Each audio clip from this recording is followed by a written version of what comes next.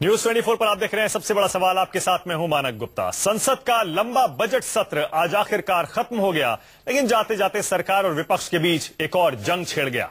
ये लड़ाई है विदेशी बैंकों में जमा देश के ब्लैक मनी यानी काले धन की। सरकार 2 दिन पहले पास ब्लैक मनी बिल को अपनी बड़ी जीत बता रही है, जिसे आज राज्यसभा से भी पास करा लिया गया। अरुण जेटली ने आज राज्यसभा में इसी बहस के दौरान एक एक करके ब्लैक मनी पर अपनी कामयाबियां बताई। वित्त मंत्री ने बताया कि विदेश में काला पैसा रखने वालों से सैकड़ों करोड़ रुपए टैक्स के रूप में वसूले जा चुके हैं और नया कानून और कालाधन वापस लाने में मददगार होगा। लेकिन नए ब्लैक मनी बिल की धज्जियां विपक्ष के साथ साथ खुद बीजेपी के नेताओं ने भी उड़ा दी हैं। सुब्रमण्यम स्वामी ने बिल को नाकाफी बताया तो राम जेठमलानी ने तो कोर्ट के अंदर और फिर संसद के भीतर भी सरकार की नीयत पर ही सवाल खड़े कर दिए। आरोप लग रहे हैं कि नए कानून से देश की आंखों में धूल झोंकने की कोशिश हो रही है और सिर्फ अपना उल्लू सीधा कर रही है मोदी सरकार। इसीलिए हमारा आज का सबसे बड़ा सवाल यही है, क्या कानून बनाने से वापस आ जाएगा काला धन? स्वामी और जेठमलानी सरकार के कानून से नाराज क्यों? और क्या काला धन जुमले से बाहर आने की कोशिश कर रही है सरकार? इसी पर होगी बहस, लेकिन पहले देखिए हमारी report. Amend the bill for consideration and return to the Lok Sabha. संसद ने थोड़े बहुत शक शुबह के साथ बेनामी ट्रांजैक्शन संशोधन बिल 2015 को ध्वनि मत से मंजूरी क्या दी। बेशक कानून बनाकर मोदी सरकार ने काले धन पर नकेल कसने की तरफ मजबूत कदम बढ़ाया है, लेकिन असल मसला ये है कि जो पैसा सालों साल से विदेशी बैंकों में जमा है, जिसे सत्ता में आने के पहले नरेंद्र मोदी वापस देश लाने की बात करते थे, उस चुनावी वादे का क्या हुआ? क्या नया कानून लाकर मोदी सरकार ने काले धन वापस लाने के पुराने इरादे को बदल दिया? इस बिल में पैसे को वो कहां है लाने के बारे में कोई प्रोविजन नहीं है। वो देश उसको पकड़ा जाएगा कैसा, देश में कैसे आएगा, उसके बारे में कोई चर्चा नहीं है।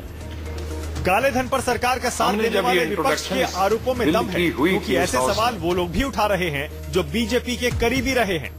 बाबा रामदेव खुलकर तो कुछ नहीं कह रहे। मोदी सरकार की नीयत पर शक राम जेठमलानी को है।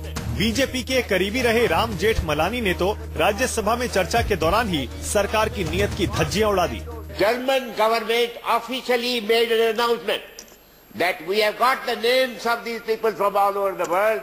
Any government which wants to have those names is free to ask for those names. Not one person from India, whether the ruling party then or the ruling party now, took the trouble of going to the Germans.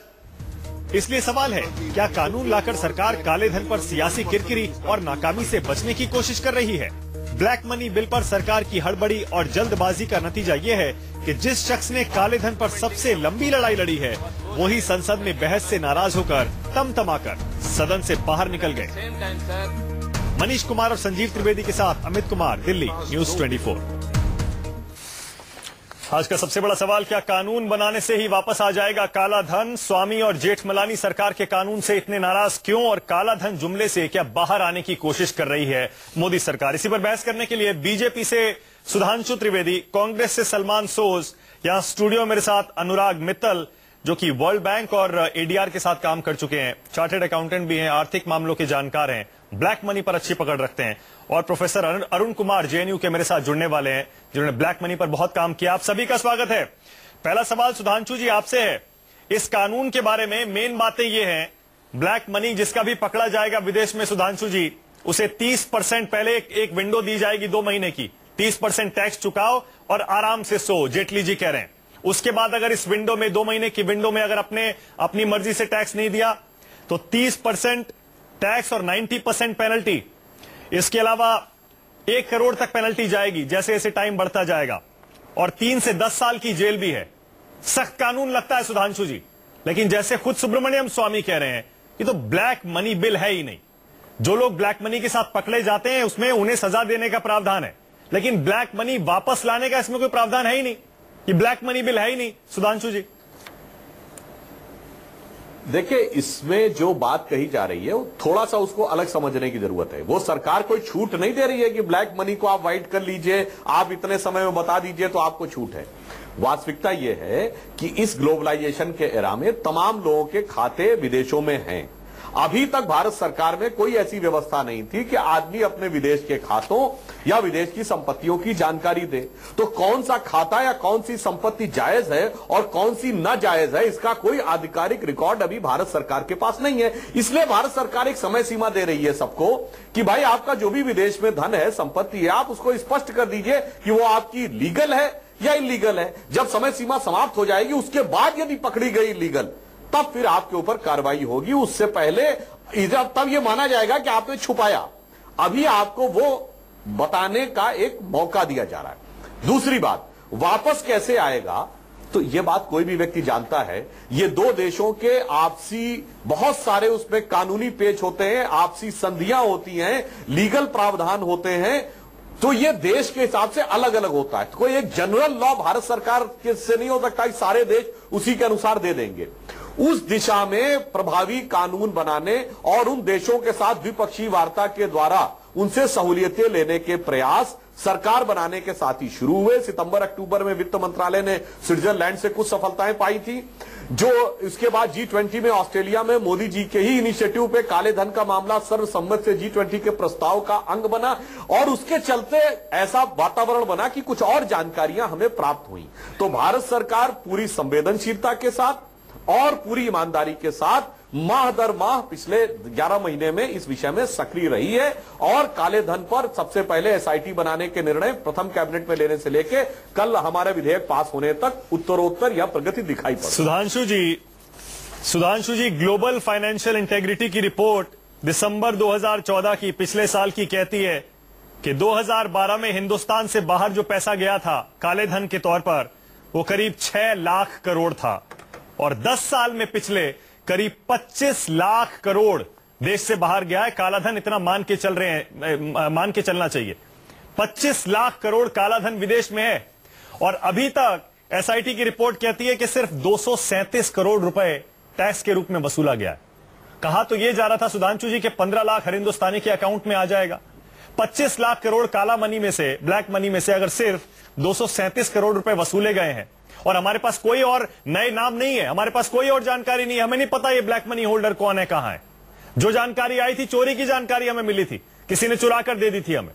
उसके अलावा तो ऐसा लगता है हमारे हाथ में और कुछ भी नहीं है इन ब्लैक मनी होल्डर्स के बारे में। देखिए मानिक जी, आपने अभी स्वयं जो बताया, ये कोई सरकारी आंकड़ा तो था नहीं, ये तो बाहर की स्वयंसेवी संस्थाओं का अपना असेसमेंट है। और आज जो सरकार कर रही है इसमें एक और पक्ष आप देखिए। यह विषय कब शुरू हुआ? ये 2008 में यह विषय शुरू हो गया था। 2010 में यह विषय बहुत प्रभावी रूप से सामने आ चुका था, जबकि कुछ बैंकों ने नाम तक दे दिए थे।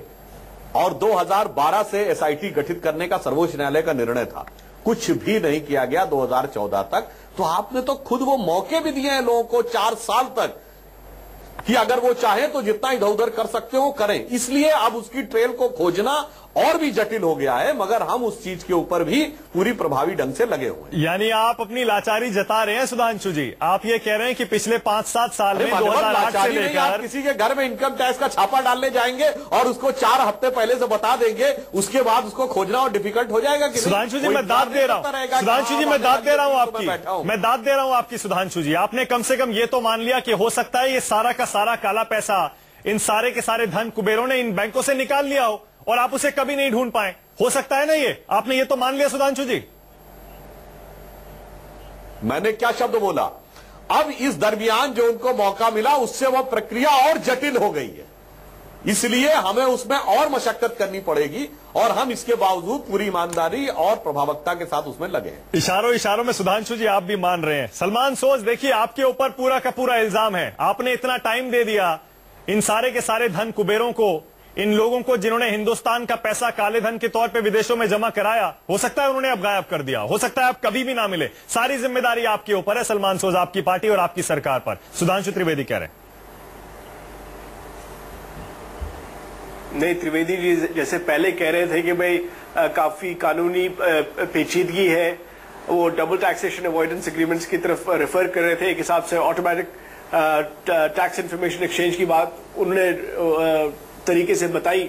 मुझे पहले तो मैं सोच रहा था शायद ये UPA के स्पोक्स पर्सन है, लेकिन आखिरकार सुधांशु जी जो है वो हमारे बीजेपी के सीनियर स्पोक्स पर्सन है, मैं वापस आ गया जमीन पे। लेकिन देखिए ये बहुत ही मुश्किल और पेचीदा मसला है, इसमें कोई शक नहीं।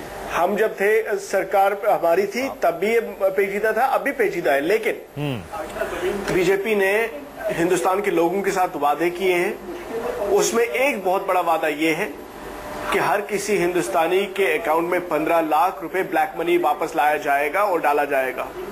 जो इनके अपने लीडर हैं, बड़े इनके लीडर हैं, जेठमलानी जी बहुत सीनियर लीडर हैं और सुब्रमण्यम स्वामी जी वो भी बहुत बड़े लीडर हैं। मुझे पता था आप क्या बोलेंगे कि भाई ये जो बिल है इस सुनिए मेरी बात सुनिए।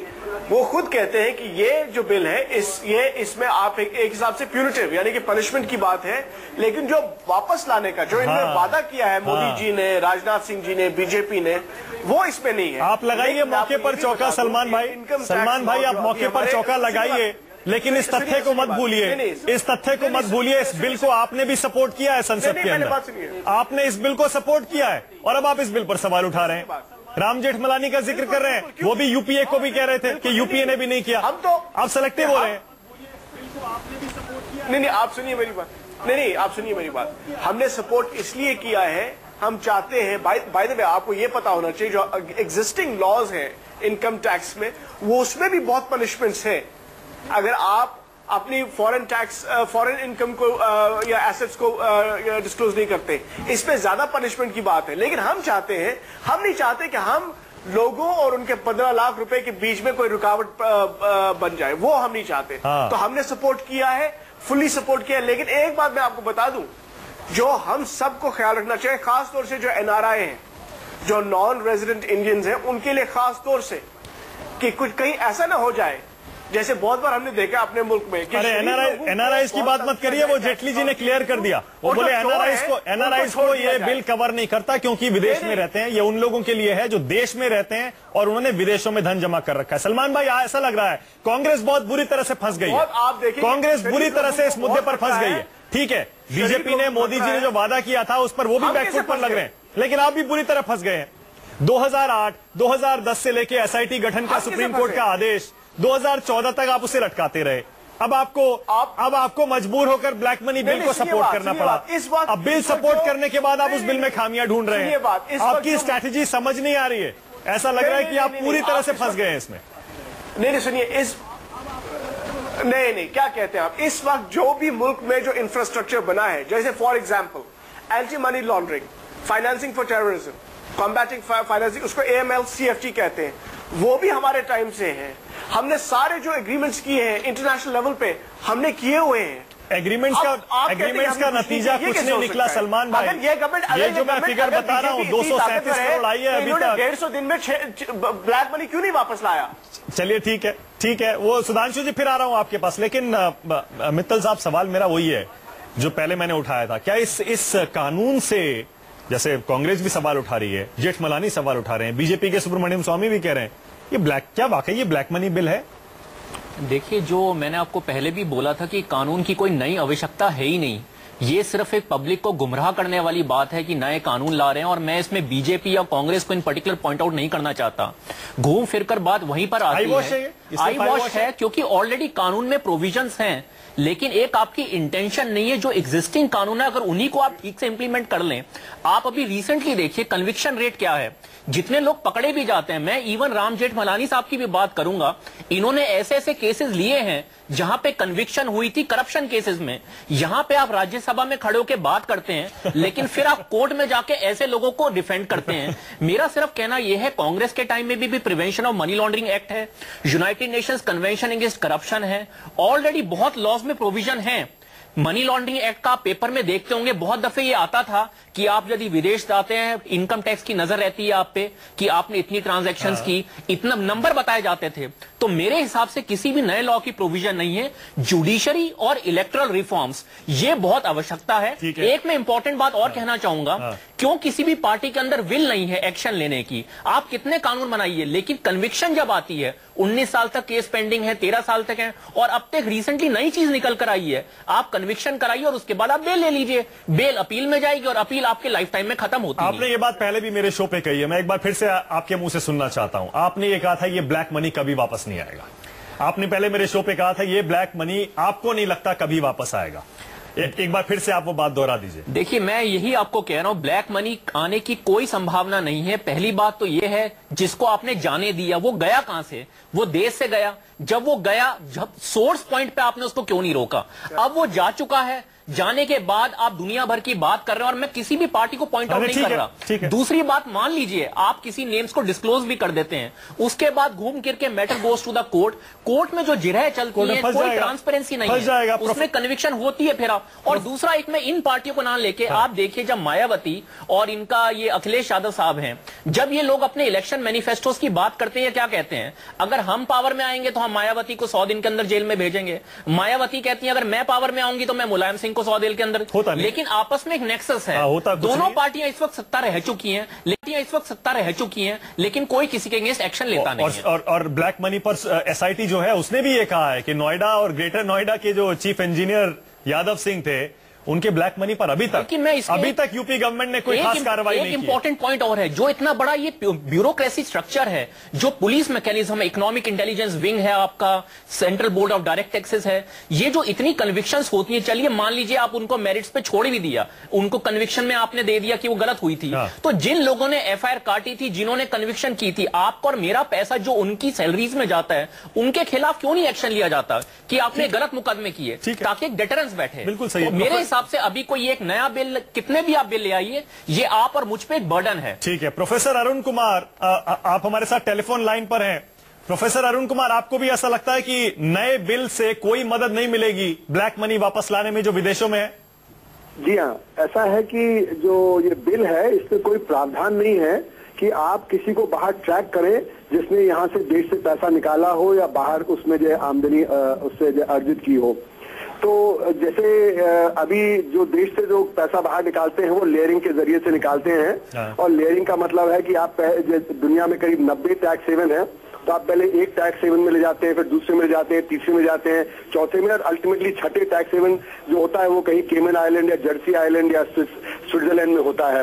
तो अगर आप जो स्विस सरकार से पूछे कि अरुण कुमार का कितना पैसा है वहां पे, वो कहेंगे अरुण कुमार का पैसा ही नहीं है, क्योंकि मैंने तो कोई क्रोकोडाइल नाम की कंपनी के जरिए से स्विट्जरलैंड में पैसा डाला है। तो आप उसको कैसे ट्रैक करेंगे? तो जब तक आप ट्रैक नहीं करेंगे तो जो इस बिल के प्रावधान भी नहीं अप्लाई होंगे। तो आपको भी लगता है प्रोफेसर साहब, आप उसको जेल कर सकें? आपको भी लगता है ये बिल? यही आता है, जैसे अभी अमेरिका ने फाटका जो इम्प्लीमेंट किया है, उसमें सारे प्रावधान दिए हैं कि कैसे फाइनेंशियल सेक्टर पे जो वो लगाम लगाएंगे, कैसे उनको डिस्क्लोज करना पड़ेगा इनकम, और तब जाके वो बात खुल के सामने आएगी। ठीक है प्रोफेसर साहब, आपको भी लगता है ये जो बिल है ये सिर्फ एक आई वॉश है? जी हाँ, बिल में मतलब वो प्रावधान नहीं है, एक डर का माहौल तो जरूर क्रिएट होता है, लेकिन बाकी कोई प्रावधान नहीं है जिसके जरिए आप वो पैसा ट्रेस कर सके या उस पैसे को वापस ला सके। आपको ये तो मानना पड़ेगा प्रोफेसर साहब कि कम से कम आगे, जब से ये बिल कानून बन गया है, उसके आगे लोग यहाँ से विदेश अपना काला धन भेजने से डरेंगे इस कानून से? नहीं, ये भी बात नहीं है कि वो डरेंगे, क्योंकि ऐसा है कि उन्होंने तो एक रास्ता बना लिया है, और ऐसे बहुत सारे जो कंपनियां हैं जो शेल कंपनी वगैरह खोलते हैं, आप देखिए मॉरिशस है, वहां एक एक घर में 20-20 हजार कंपनियां होती हैं, केमन आइलैंड में $2,500 में आप एक जो फर्जी कंपनी क्रिएट कर लेते हैं, शेल कंपनी। तो ये तो रास्ते बहुत बड़े हैं और ये पिछले 60 साल से चल रहे हैं। तो इसलिए ऐसा नहीं कि इससे अब रुक जाएगा बाहर जाना, उसके लिए आपको ट्रैक करना पड़ेगा, जैसे कि अमेरिका है वो ट्रैक कर रहा है, वो फिर इम्प्लीमेंट कर रहा है। सर ठीक है, प्लीज होल्ड करिएगा, हमारे साथ लाइन पे ही रहेगा। सुधांशु जी, आप सुन रहे हैं, कोई भी इस बात को मानने को नहीं है कि इस बिल से कोई मदद मिलने वाली है। एक्सपर्ट्स भी यही कह रहे हैं और अपोजिशन भी यही कह रहा है, आपकी पार्टी के अंदर के लोग भी ये कह रहे हैं। तो इस बिल की जरूरत क्या थी सुधांशु जी? क्या सिर्फ आप, जो आपके ऊपर एक ठप्पा लग गया है कि आपने 15 लाख वापस हर एक हिंदुस्तानी को देने का वादा पूरा नहीं किया, क्या सिर्फ उससे बचने के लिए, दिखाने के लिए आप ये कर रहे हैं?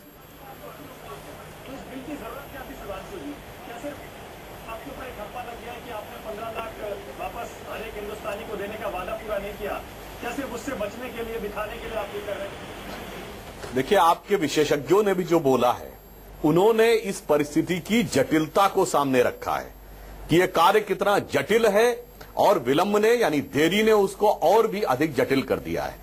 तो जो विशेषज्ञ कह रहे हैं उनकी बात का मैं पूरा सम्मान करता हूं और यह स्वीकार करता हूं कि यह मामला बहुत जटिल है। फिर भी हमारी सरकार ने जिस प्रकार का प्रयास किया है, वह प्रयास क्या सराहनीय नहीं है? और यदि हमारे अब राजनीतिक विरोधियों की बात करें, राजनीतिक विरोधी यदि ये प्रश्न उठाते हैं कि साहब इतने कम समय में आप अभी तक ला नहीं पाए, इस पे तो मुझे एक फ्रेज याद आता है, माना कि आपने कहावत सुनी होगी कि उल्टा चोर कोतवाल को डांटे।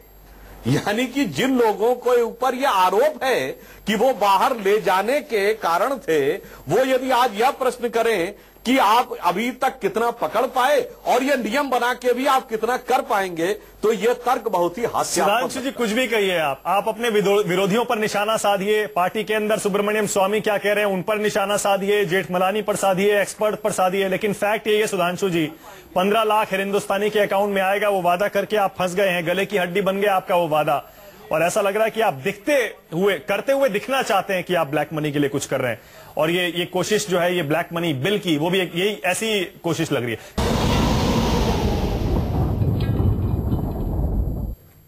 आज का सबसे बड़ा सवाल, क्या कानून बनाने से ही वापस आ जाएगा काला धन? काला धन जुमले से क्या बाहर निकलने की कोशिश कर रही है सरकार? और एक और सवाल ये जो आपके लिए है सुधांशु त्रिवेदी जी, कि सुब्रमण्यम स्वामी और राम जेठमलानी इतने नाराज दिख रहे हैं, इसका मतलब कुछ ना कुछ तो ऐसा है ना सुधांशु जी, आप ही की पार्टी के नेता नाराज है, कह रहे ब्लैक मनी बिल है ही नहीं, इसका मतलब तो वो कुछ तो होगा ना उनकी बातों में। देखिए, सुब्रमण्यम स्वामी जी और जेठमलानी जी ने इस विषय को बहुत ही एग्रेसिवली परस्यू किया है, तो स्वाभाविक रूप से उनकी एक अपेक्षाएं होंगी, उनके मन में एक इच्छा होगी, और जो कहीं ना कहीं भारत के भी लोगों के मन में इच्छा है। मगर एक अंतर है, क्योंकि इस समय वह सरकार की व्यवस्था के अंग नहीं है, तो क्या क्या प्रक्रियाएं चल रही हैं, उसके क्या क्या न्यूएंसेस हैं, कहां तक काम हो गया और कहां तक नहीं हो गया। सुब्रमण्यम स्वामी कह रहे हैं सुधांशु जी, मैं जाना माना इकोनॉमिस्ट हूं, मैंने वर्ल्ड बैंक में काम किया है, 4 तरीके बता रहा हूं, वो तो 4 तरीके भी बता रहे हैं कि कैसे आ सकता है। बोले या तो अमेरिका की तरह काम करिए, इन सारे बैंकों के आपके यहाँ जो ब्रांचेज हैं उनके चीफ्स को अरेस्ट कर लीजिए, अपने आप लाइन पर आ जाएंगे सारे के सारे। स्वामी 4 तरीके बता रहे हैं। एक कह रहे हैं कि आप सीधे से FIR रजिस्टर करिए, कोर्ट से लेटर लीजिए, उसके बाद इन देशों को भेजिए, बोलिए इंफॉर्मेशन दीजिए। एक और तरीका बता रहे हैं, वो ये कह रहे हैं कि या तो इनके जो एम्प्लॉइज हैं उनको कुछ पैसे वैसे देके खरीद लीजिए, और भी एक दो तरीके बता रहे हैं। UN रेजोल्यूशन है, UN कन्वेंशन, जो अनुराग मित्तल जी भी कह रहे थे। 4 तरीके खुले तौर पर वो बता रहे हैं। वो कह रहे हैं कि ये ब्लैक मनी बिल है ही नहीं वापस लाने के लिए काला धन। मानक जी, जो आपने बोला इस बात की भावना से हम पूरी तरह सहमत हैं जो स्वामी जी कह रहे हैं, मगर ये बताइए, जब भारत सरकार के पास कोई आधिकारिक आंकड़ा ही नहीं है कि किसका फॉरेन में अकाउंट है और वो किस आधार पे आप केवल तो आपने किस आधार पे कहा था कि हम आते ही काला धन ले आएंगे सुधांशु? FIR के लिए आपने चुनाव से पहले किस आधार पे कहा था कि हम काला धन आते ही ले आएंगे, मुझे पूरी 15 लाख आ जाएंगे?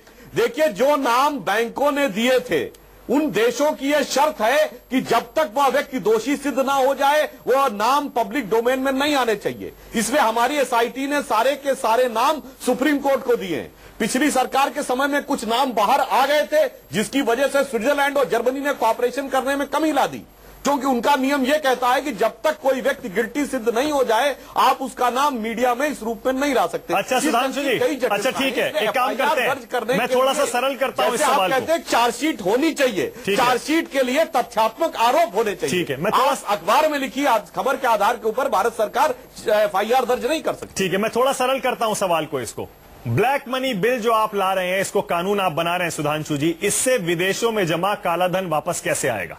आपके पास नाम कहां से आएंगे जिन लोगों ने जमा कर रखा है पैसा? देखिए, नाम जो है वो इस नियम से नहीं आएंगे।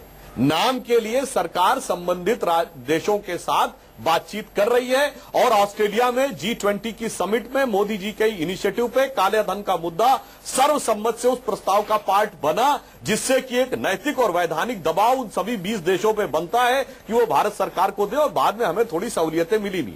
अब जब एक बार नाम आइडेंटिफाई हो जाएंगे तो इस बिल में यह प्रावधान है कि कम से कम उसकी भारत की जो संपत्ति है वो हम जब्त कर सकते हैं। ठीक है, वो जिस देश का होगा उसके साथ हमारी क्या लीगल ट्रीटीज है उसके आधार पर हम उसको किस प्रकार से कानून के प्रभाव में ले सकते हैं, वो हर कंट्री से अलग अलग डिफर करता रहे। ठीक है, सुधांशु जी ने ये तो मान लिया कि कम से कम कौन कौन लोगों ने विदेशों में काला धन जमा कर रखा है उसका इस कानून से कोई लेना देना नहीं है, वो अलग तौर से हासिल करेंगे नाम, और जब नाम हासिल हो जाएंगे तब उनको इस कानून के दायरे में लाकर उन पर केस चला जाएगा। सलमान साहब बहुत देर से मुस्कुरा रहे हैं, लेकिन मुझे समझ नहीं आ रहा कि आपकी ये मुस्कुराहट है किस लिए? आपकी पार्टी कंफ्यूज है पूरी तरह से कि इस पर आपकी आखिर स्ट्रैटेजी क्या है। आपने इतना लटकाया इस मुद्दे को, अब बीजेपी सरकार कुछ तो कर रही है, इसीलिए आपको बेचैनी हो रही है। ऐसा लगता है कि कुछ तो करती हुई दिख रही है बीजेपी सरकार। नहीं मानक जी, मैं इसलिए मुस्कुरा रहा हूं और थोड़ा कंफ्यूज हो गया हूं। आप ठीक कह रहे हैं, मैं कंफ्यूज हो गया हूं, क्योंकि जब भी त्रिवेदी जी बात करते हैं मुझे लगता है ये जब मैं बात करता था यही बातें करता था जब मैं यूपीए में था, तो अब त्रिवेदी जी वही बातें करते जो सलमान सोज पहले बात करते थे। या तो त्रिवेदी जी और मेरी बहुत दोस्ती हो गई या कुछ और हो गया। देखिए, त्रिवेदी जी ने यह कहा अब कि भाई यूपीए ने देखो गलती कर दी, नाम डिस्क्लोज कर दिया, उसकी वजह से अब हमें प्रॉब्लम्स हो रही हैं। लेकिन आपको शायद याद होगा कि बीजेपी चिल्ला चिल्ला के हमसे कहती थी नाम बताओ, नाम डिस्क्लोज करो, नाम डिस्क्लोज करो, यही लोग कहते थे। तो हमने डिस्क्लोज किया, अब कहते हैं इन्होंने नाम डिस्क्लोज किया, अब हमारी प्रॉब्लम है। अब देखिए, अच्छा आपसे एक सीधा सवाल पूछूं मैं, सलमान सोज, किसके पास सीधा सवाल पूछूं सलमान सोज। सुनिए एक बात, एक बात। हाँ। फिर ये कहते हैं कि भाई हमें पता नहीं कि किसके पास काला धन है। तो फिर ये मुझे बताइए, अगर इनके पास ये नाम नहीं है तो फिर इन्होंने क्यों वादा किया लोगों के साथ कि हम हर हिंदुस्तानी को 15 लाख रुपए देंगे और 6 महीने के अंदर अंदर क्यों वादा किया? अच्छा ठीक है सलमान सोज, ठीक है वो सवाल जायज है। अच्छा एक और बात, एक फाइनल पॉइंट। हमें अब देखिए, अब सियासत नहीं, अब थोड़ा कंस्ट्रक्टिव बात यह है कि हमें देखना है कि जो ब्लैक मनी सप्लाई हो रही है, जो ओरिजिन है, उसको कैसे रोका जाए। आप रियल एस्टेट सेक्टर में कैसे रिफॉर्म लाएंगे, आप यहां पर डोमेस्टिक सेक्टर में कैसे इसको रोकेंगे ताकि ये ना यहां बने और ना बाहर जाए। उसके लिए हम बीजेपी के साथ और बाकी पार्टियों के साथ पूरी तरह से सपोर्ट करने के लिए। अच्छा, मैं आपसे एक सवाल पूछ रहा हूं सलमान सोज, मेरा बहुत सीधा सवाल है, प्लीज अगर डायरेक्ट जवाब देंगे तो अच्छा रहेगा। एक सेकंड में आ रहा हूं सुधांशु जी। सलमान सोज, आपको लगता है ये जो 25 लाख करोड़ की रकम देश से गई है बाहर काले धन के तौर पे, ये कभी वापस आ पाएगी? सलमान सोज, देखिए, अगर हमारे एग्रीमेंट्स बाहर के मुल्कों के साथ जैसे हमने पहले किए हो और उन पर अगर हम इम्प्लीमेंटेशन करें थोड़ा टफ रहे, तो मेरे ख्याल में कुछ ना कुछ तो हो सकता है। मैं नाउम्मीद नहीं हूं, लेकिन ये नहीं मैं कह सकता कि कितना होगा, कितने % आएगा। लेकिन इसका मतलब ये नहीं कि हम बस कहें कि बस अब कुछ होने वाला नहीं है। हमें काफी सारा पैसा यहां से ब्लैक मनी तो डेवलप हो रहा है ना, उसको हम रोक दें, वापस लाने की कोशिश तो पूरी करनी है। कुछ हो भी सकता है, लेकिन यहां से तो अगर हो सकता है तो आपने क्यों नहीं किया सलमान सोज? आपके पास इतना टाइम था, 10 साल आपकी सरकार थी, आपने क्यों? तो हमने तो इंफ्रास्ट्रक्चर बनाया ना। देखिए ऐसा इंफ्रास्ट्रक्चर बनाया कि एसआईटी को ही 3 साल अवॉइड करते रहे, सुप्रीम कोर्ट के आदेश का उल्लंघन करते रहे, कोर्ट ने डांट लगाई, एसआईटी के तब जाके एसआईटी बनी इनकी सरकार आने के बाद। एसआईटी की देखिए काफी सारे, सुनिए मानिक जी, देखिए काफी सारे एग्रीमेंट जो बीजेपी को नहीं करने पड़ेंगे वो हमने पहले कर चुके हैं, चाहे वो DTA या टैक्स इंफॉर्मेशन एक्सचेंज में है, इनको वो काम नहीं करना पड़ेगा। हमने एक इंफ्रास्ट्रक्चर बनाया है, इसके ऊपर ये काम करेंगे, इसके बाद जो गवर्नमेंट आएगी वो करेगी काम। लेकिन आखिरकार हमको मिलजुल के काम करना है। लेकिन ये बहुत पेचीदा मसला है। ये तो हमें सिर्फ कहते थे ये नाम डिस्क्लोज करो, पैसा लाओ, हम 6 महीने में लाके देंगे। अब फेल हो गए टोटल। अब इनको पहले पता था कि ये बहुत मुश्किल काम है, लोगों को इन्होंने झूठ बोला और अब उसका ये ब्लैक मनी पर सारा काम मिलजुल के ही चल रहा है। राम जेठमलानी भी यही कह रहे हैं, मिलजुल कर चल रहा है। यूपीए भी नहीं चाहती थी आए और ये एनडीए भी नहीं चाहती थी आए। इसका मतलब साफ है। अनुराग मित्तल, एक सेकंड में आ रहा हूं सुधांशु जी, इसका मतलब साफ है कोई पार्टी चाहती नहीं है। देखिए वही मैंने आपको कोई भी पार्टी नहीं चाहती। इलेक्टरल फंडिंग है, इलेक्टरल फंडिंग भी जो आप पार्टीज का देखें, क्योंकि डोमेस्टिक ब्लैक मनी से चुनाव की फंडिंग होती है, और वो लोग पार्टीज को कंट्रोल करते हैं और वो सभी पार्टीज में लोग हैं। हर एक पार्टी में अच्छे लोग भी हैं लेकिन वो माइनॉरिटी में हैं। दूसरी बात मैं आपको कह रहा हूं, जैसे मैंने जेठमलानी साहब के लिए कहा, आज वो पार्लियामेंट में कुछ बोलते हैं लेकिन कल वो कोर्ट में जाके इन्हीं लोगों को डिफेंड करते हैं। उधर आप कपिल सिब्बल साहब को देखिए, कपिल सिब्बल साहब बीसीसीआई को डिफेंड करते हैं कोर्ट में जाके, जिसकी इतनी बात होती है कि आईपीएल में इतना लगता है, इतना कुछ वो होता है। लेकिन यही लोग जो लॉ मेकर्स हैं वो लॉ अप्रूवर्स बन जाते हैं। तो ये एक बहुत ही बड़ा क्वेश्चनेबल एस्पेक्ट है। दूसरा जो जुडिशरी है उसमें ट्राइब्यूनल्स में जो जजेस बैठे हैं उनको टैक्स लॉ की नॉलेज ही नहीं है, क्योंकि नेशनल जुडिशियल टैक्स सर्विस की कब से रिकमेंडेशन है, उस पर कोई इंप्लीमेंटेशन और वैसे भी हमारी जुडिशरी में केसेस इतने लंबे चलते हैं कि नए ब्लैक मनी कानून के तहत अगर केस चलाए भी जाएंगे तो उनका क्या होगा, प्रॉब्लम सिर्फ ये है महकमे सब कुछ है, इंप्लीमेंटेशन नहीं है और अकाउंटेबिलिटी नहीं है। जो आप और हम इतना टैक्स भरते हैं, जो आम आदमी इतना टैक्स भरता है, जिनसे इन सरकारी मुलाजिमों को इतनी तनख्वाह मिलती है बड़े बड़े ऑफिसर्स लेवल पे, ये एलाइड सर्विसेज जो क्रिएट की हुई हैं, ये लोग क्यों नहीं आंसरेबल हैं अपनी ड्यूटीज के लिए? बिल्कुल ठीक है सुधांशु जी, बिल्कुल ठीक है सुधांशु जी। सवाल ये भी है, अगर आप सबको भी पता है, जैसा आप खुद भी कह रहे हैं बहुत जटिल मसला है, कहीं ये कानून लाके सिर्फ आप ऐसा तो नहीं है कि अपने उस जुमला जो कि अमित शाह ने कहा था, एक चुनावी जुमला था 15 लाख वाला, सिर्फ उसको कवर अप करने की कोशिश कर रहे हैं? सुधांशु जी देखिए मानक जी, यह तथ्य बहुत ही आधारहीन और हास्यास्पद लगता है कि एक कड़ा प्रभावी कानून लाया जा रहा है और यह सिर्फ दिखाने के लिए है। देखिए मैं एक बात कहूं, सलमान सोज साहब एक बहुत विद्वान व्यक्ति हैं, विदेश में पढ़े हुए हैं, उन्होंने राष्ट्रीय अंतर्राष्ट्रीय स्थितियों को देखा है, इसलिए वो एक परिपक्व बात कह रहे हैं। मगर दुर्भाग्यवश उनकी पार्टी का जो एटीट्यूड रहा वो इस प्रकार का नहीं रहा है। हमने कई सुधार किए, जैसे इन्होंने एक अच्छा प्रश्न उठाया कि भाई अब देश में भी जो ब्लैक मनी जनरेट हो रहा है, आप पहले उसको कैसे कंट्रोल करेंगे और कैसे उसका इन्फ्लक्स रोकेंगे। आप याद करिए हमारी सरकार ने नियम बनाया कि 1 लाख रुपए से ऊपर की अगर कैश टीवी परचेज होगी तो पैन कार्ड, पैन नंबर देना पड़ेगा। याद करिए पिछली हमारी सरकार में यह नियम बना था, पहले लोग क्या करते थे, इनकम टैक्स रिटर्न के लिए अपनी इनकम डिक्लेयर कर देते थे, जितनी डिक्लेयर कर दी उसके हिसाब से बनेगा। हमारी सरकार के 1998 से 2004 में नियम बना था कि आपने गाड़ी खरीदी है तो आपको इनकम टैक्स रिटर्न देना है, रंगीन टीवी है तो देना है, मोबाइल है तो देना है, विदेश यात्रा है तो देनी। तो ऐसे प्रभावी उपकरण हमने बनाए थे कि यथासंभव कोई ब्लैक मनी का यूज करके आसानी से न बच सके, और उस दिशा में हम आगे बढ़ रहे हैं। सुधांशु जी सिर्फ बातें हो रही हैं। तृणमूल कांग्रेस के डेरेक ओब्रायन कहते हैं कि बीजेपी का मतलब अब बकवास जुमला प्रोमिसेस होना चाहिए, ब्लैक मनी पर बोल रहे हैं वो। और मैं आपको इसलिए बता रहा हूं ये क्योंकि अमित शाह ने खुद कहा जुमला है। अब आप ये कानून ला रहे हैं जिसमें ऐसा कहीं भी कोई प्रावधान नहीं है कि आप विदेश में जमा कालाधन वापस कैसे लाएंगे, इसीलिए सब ये लोग कह रहे हैं कि ये सिर्फ आई वॉश है। मानक जी मैं तृणमूल कांग्रेस के लिए कहना चाहूंगा, शारदा घोटाले में जो आकंठ डूबे हैं वो अगर ये बोलते हैं तो वो कहावत आपने सुनी है ना, सूप मतलब सूप तो बोले छलनी भी बोले जिसमें 72 छेद। मतलब अगर तृणमूल कांग्रेस ये बोलती है तो ये बहुत ही हास्यास्पद लगता है। देखिए अभी भी आप जवाब नहीं दे रहे हैं, आप तृणमूल कांग्रेस पर ही सवाल उठा देते हैं। प्रोफेसर अरुण कुमार, प्रोफेसर साहब आप सुन रहे हैं पूरी बहस को? जी हाँ। प्रोफेसर साहब एक बार फिर आपसे सवाल ये है, अगर इस कानून के तहत विदेश में जमा कालाधन वापस नहीं आने वाला है, आपको क्या लगता है ये क्यों लाया गया है कानून? ये जैसे आपने कहा कि चूंकि चुनाव में प्रॉमिस किया था कि 15 लाख रुपए देंगे और वो कुछ कहा था कि हम करेंगे, तो इसलिए वो किया जा रहा है। और मैं इसमें ये बात जोड़ना चाहूंगा कि जो काला धन देश में जनरेट होता है उसका महज 10% बाहर जाता है, 90% तो यही रहता है। अगर उसको हम यहाँ नहीं पकड़ेंगे तो बाहर पकड़ना तो और भी कठिन है। यहाँ पकड़ा जाएगा। टैक्सेशन अवॉइडेंस एग्रीमेंट जो है वो काले धन के बारे में नहीं है, वो सफेद धन के बारे में, आपकी डिक्लेयर्ड इनकम के बारे में है। उसी तरह टैक्स इन्फॉर्मेशन एक्सचेंज ट्रीटी के बारे में बात की जाती है, वो भी हमारे देश में जो पैसा जनरेट होता है या बाहर जाता है जो डिक्लेयर्ड है उसी के बारे में है, और वो ब्लैक इनकम के बारे में नहीं है।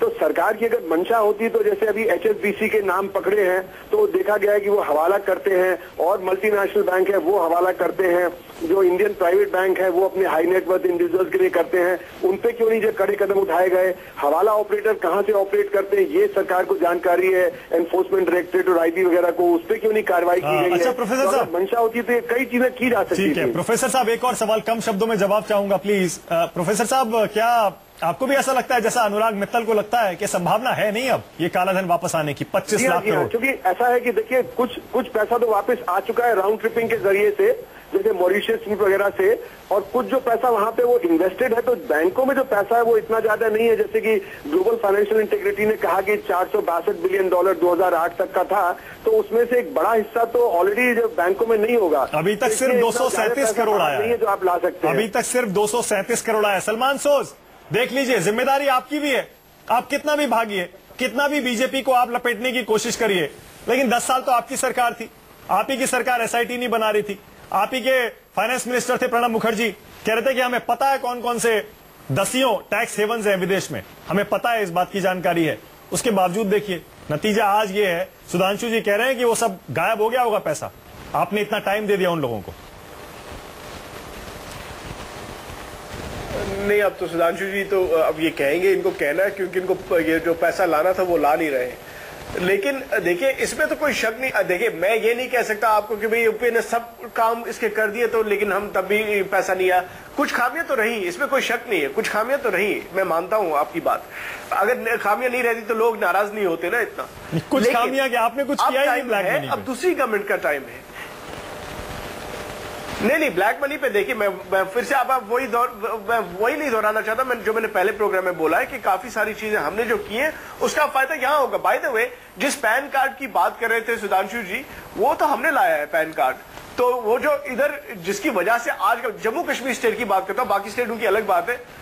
आप जमीन खरीदेंगे, आपको पैन कार्ड देना है। पैन कार्ड से कुछ न कुछ तो रिफॉर्म है, ये तो आपको मानना पड़ेगा कि ये नहीं कह सकते कि कुछ नहीं हुआ।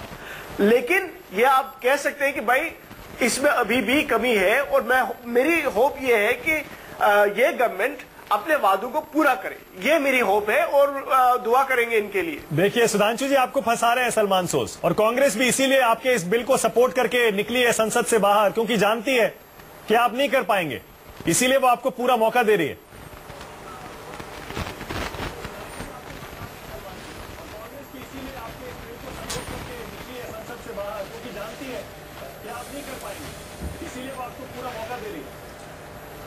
देखिए हमारी स्थिति बहुत स्पष्ट है, ये इन्होंने सपोर्ट किया है, ठीक है, हम इसके लिए इनके इस सहयोग के लिए इनको साधुवाद देते हैं। मगर जब सपोर्ट किया और यहां पे भाषा अलग, यही एक थोड़ी सी समस्या हो जाती है।